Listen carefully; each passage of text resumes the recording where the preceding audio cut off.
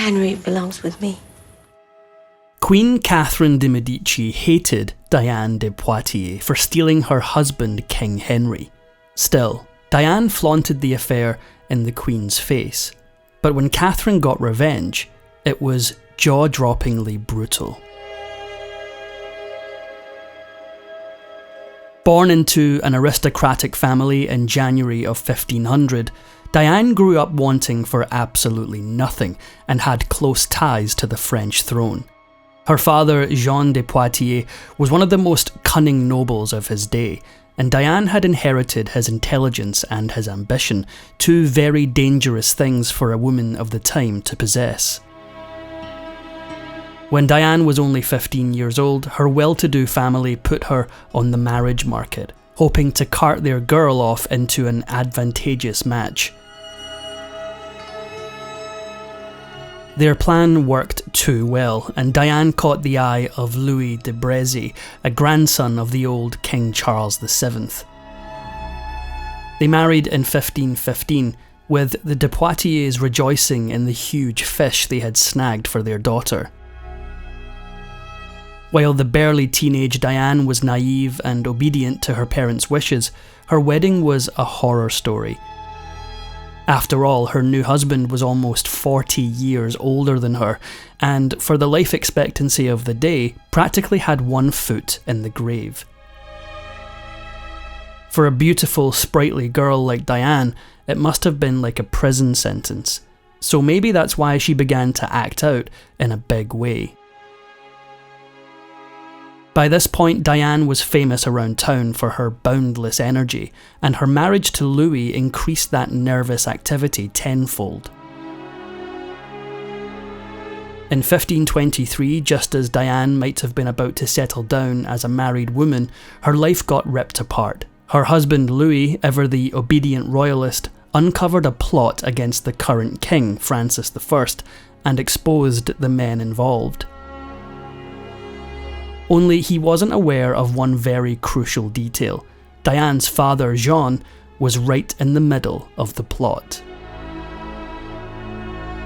The king immediately sentenced Diane's father to execution for his role in the conspiracy, and the whole de Poitiers family had to work overtime to save their patriarch. Always persuasive, Diane and her relatives did eventually convince King Francis to stay the execution. Even so, the damage was done. Jean went to prison for years afterward, and his health was never the same again. Diane must have been none too happy with her knucklehead of a husband, but don't worry, she got very even. Although King Francis's son Henry was only 7 years old when Diane was a blossoming woman in her 20s, she apparently made quite the impression on the boy. When the prince went to Spain in 1526 as a diplomatic hostage, it was Diane, serving as a lady-in-waiting to his grandmother, who gave the boy a ceremonial goodbye kiss. It was a small gesture, and it had enormous effects. Historians now believe that following this moment, little Henry began to develop a massive crush on Diane de Poitiers. As it happened, Henry spent 4 long years in Spain as a hostage, but he also spent every one of those years yearning for Diane, idealising her in his mind as the perfect gentlewoman. In 1531, Prince Henry had his long-awaited homecoming, and he and Diane immediately set tongues wagging. At the coronation of his new stepmother, Queen Eleanor of Austria, all of Henry's family wore the new Queen's colours as a gesture of respect. Well, everyone except Henry, that is. Instead, the 12-year-old wore Diane's colours in a public declaration of his weird obsession. Just months after the prepubescent Prince Henry came back to France and started trying to seduce the 30-something Diane, her elderly husband finally kicked the bucket. At long last, Diane broke free from her patriarchal shackles. She wasted no time reinventing herself as a single woman. While Diane was building a brand for herself, she was also concocting a devious plot. Even a fool could see how in love Prince Henry still was with her, and Diane was no fool. She craftily used his not-so-little crush for her own benefit, keeping herself at arm's length from his bed, but nonetheless getting closer and closer and consolidating her power over him, until there was a big bump in her plan. Every prince needs a wife, and in 1533 Henry's family married the 14-year-old off to Catherine de Medici, an Italian noblewoman from the notorious and notoriously wealthy de Medici clan. At first, Diane might have thought she was in big trouble, what with Catherine actually being Henry's age and fully endorsed by his royal parents. That's when Diane really put her plot into action. In many ways, Catherine de Medici played right into Diane de Poitiers' hands. For one, Catherine wasn't particularly good-looking, while Diane was a noted beauty. For another, while Diane came from aristocratic stock, people sniffed at the new bride's common merchant origins. In short, Diane understood that Catherine was an asset she could control. Just months after Henry's marriage to Catherine de Medici, Diane committed an act that has gone down in infamy. At 35 years old, many historians believe Diane slept with the now 15-year-old Henry herself, finally giving the princeling what he had wanted for so long. After years of machinations and playing the long game, Diane de Poitiers was officially a royal mistress. Catherine de Medici was wild with jealousy, but Diane knew what to do. She positioned herself as, if not Catherine's friend, then at least an experienced advisor to help her learn the ropes of the new court. Catherine's duty as Henry's wife was to give him an heir, but there was one huge problem. As the months rolled into years, then rolled into a decade, Catherine and Henry were still childless.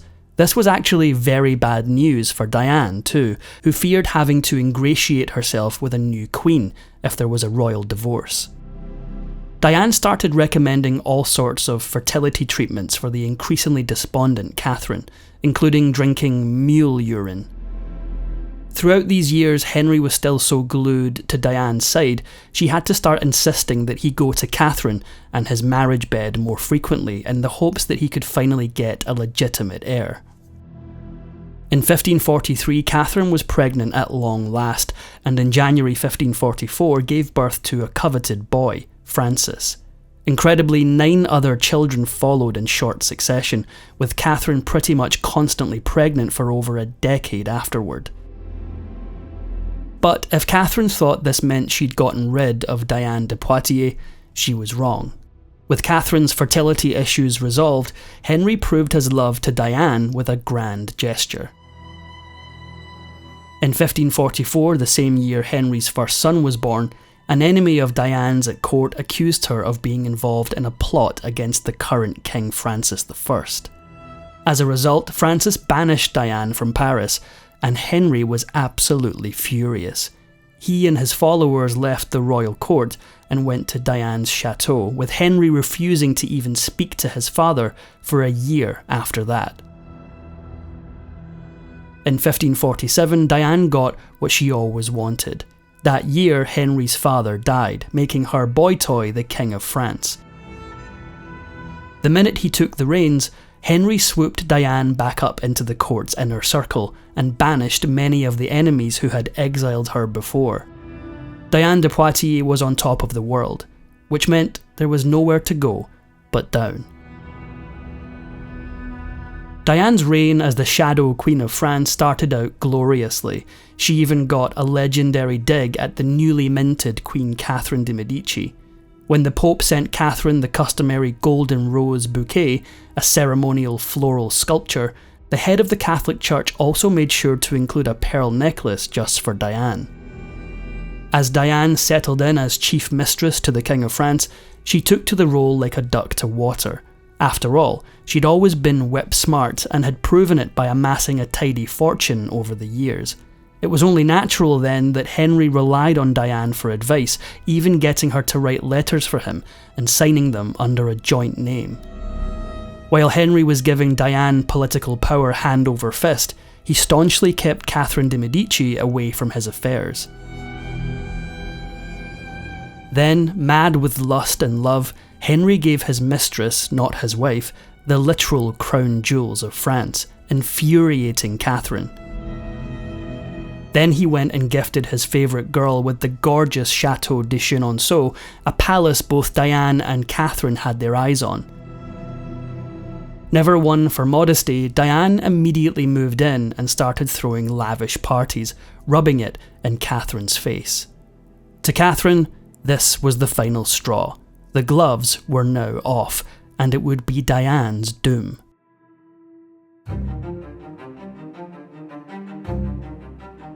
In public, Catherine de Medici restrained herself, but her private life reveals a dark truth.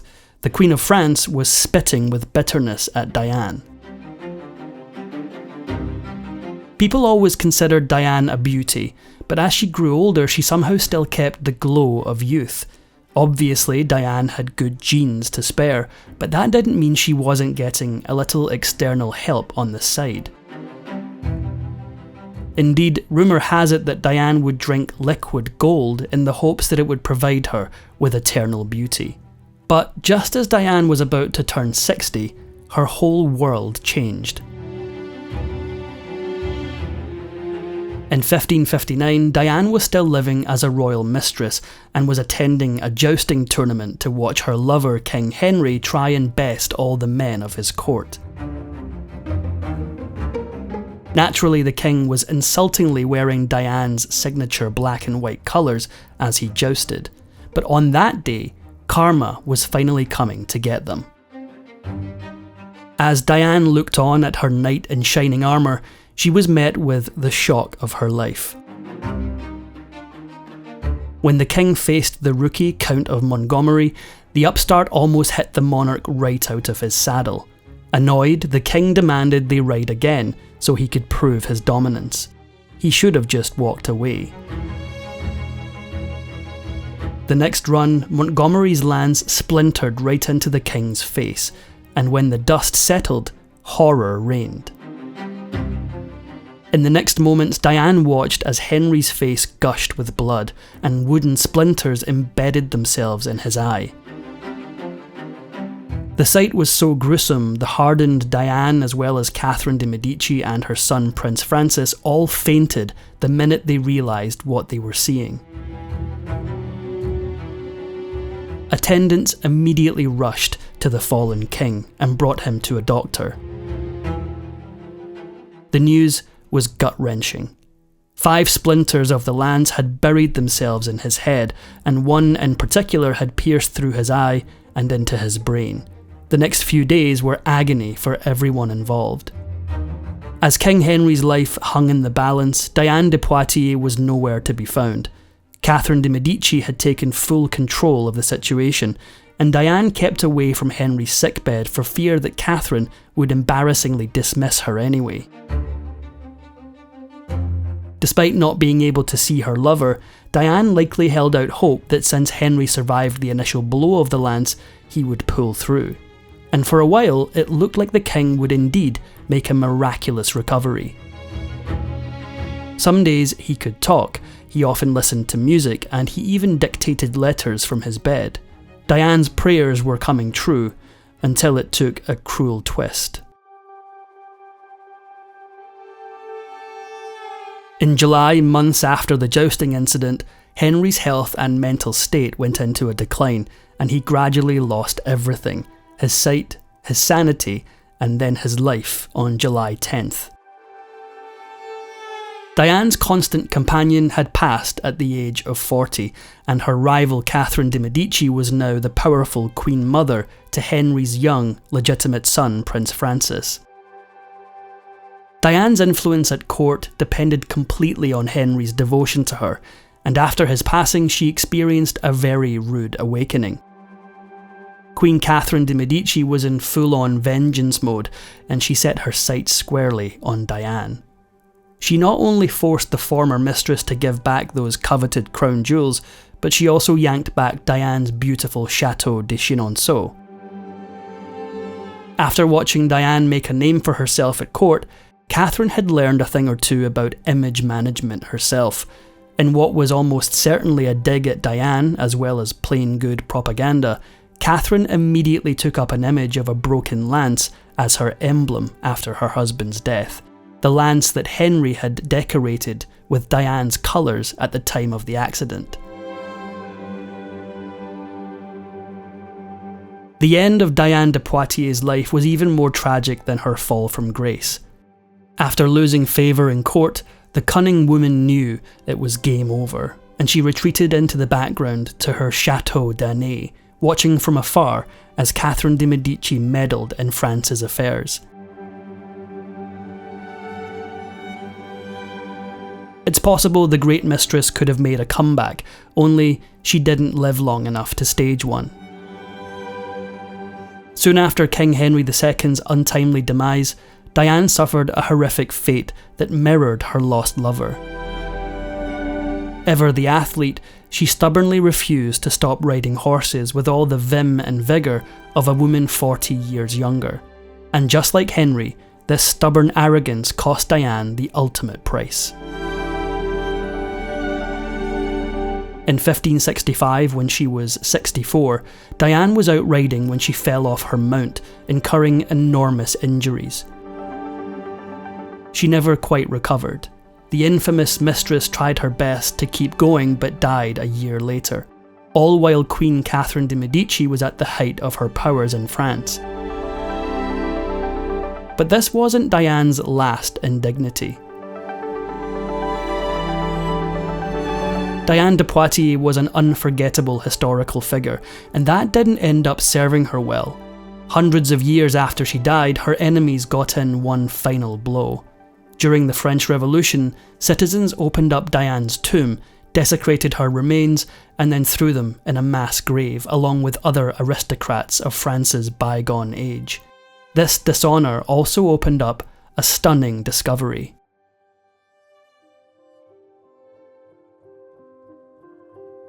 With Diane free from her stately tomb beginning in the late 18th century, modern historians were able to take full advantage of their more liberal access to her remains, and in 2009 their findings shocked the world. French experts reviewed her body and discovered traces of gold in her hair. This discovery fundamentally alters Diane's story. Although previously historians believed her riding injuries led to her demise, the gold suggests something else. Not only are the stories of Diane drinking gold likely true, but this dangerous beauty regime also may have led to her sharp decline. Diane de Poitiers was certainly worthy of the obsession that Henry heaped on her, and she knew it. Of all the royal mistresses in history, Diane may have been the vainest. She even made her likeness into a sculpture of a Roman goddess, and then put the statue in the middle of one of her castles. Another of Diane's favourite pastimes was posing nude for portraits. One of the more famous possible depictions of her is François Clouet's A Lady in Her Bath.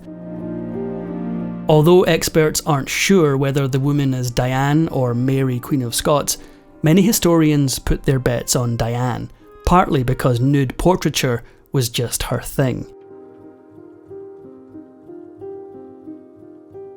Queen Catherine de Medici and Diane de Poitiers had one of the most bitter rivalries in royal history, but it was Catherine who struck the most hateful blow. We now know that the entire time King Henry II of France knew he was dying, he called out for Diane to comfort him on his deathbed. Catherine's response was devious. The house always wins, and the House of Medici certainly always wins. Cold-hearted and bitter, Catherine staunchly refused to let her heartsick husband even see Diane in his final moments, and the lovers never got to say goodbye. Perhaps even more cruelly, Catherine also barred Diane from Henry's funeral, leaving his most devoted companion bereft at his passing.